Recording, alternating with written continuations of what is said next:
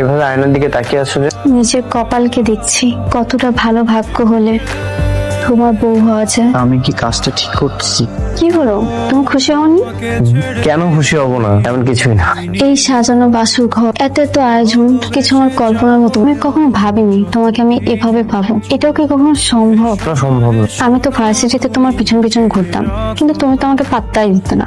তারপর অ্যাক্সিডেন্টে আমার একটা পা অচল হয়ে গেল, আর এই অচল পা নিয়ে তোমার বউ হব, এটা কি কখনো ভাবা যায়? ভাবা যায়, কিন্তু সম্ভব হয়েছে।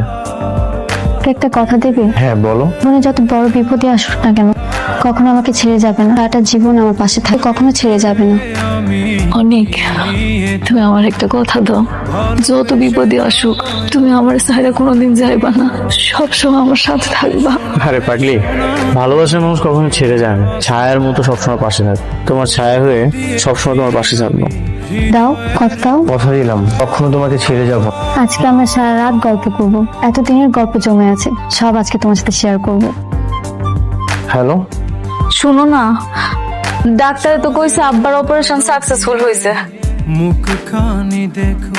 সেই সন্ধ্যাবেলা অপারেশন হয়েছে, এখনো যে আব্বার জ্ঞান ফিরতেছে না। আমি তো কিছু বুঝতেছি না। কি বলতেছো তুমি? আমার খুব ভয় লাগতেছে অনেক, তুমি একটু তাড়াতাড়ি আসো না, আব্বার যদি কিছু একটা হয়ে যায়। এখনই আসতে হবে? একটু তাড়াতাড়ি আসো প্লিজ। ঠিক আছে, আমি আসতেছি। এই, কোথায় যাচ্ছ তুমি?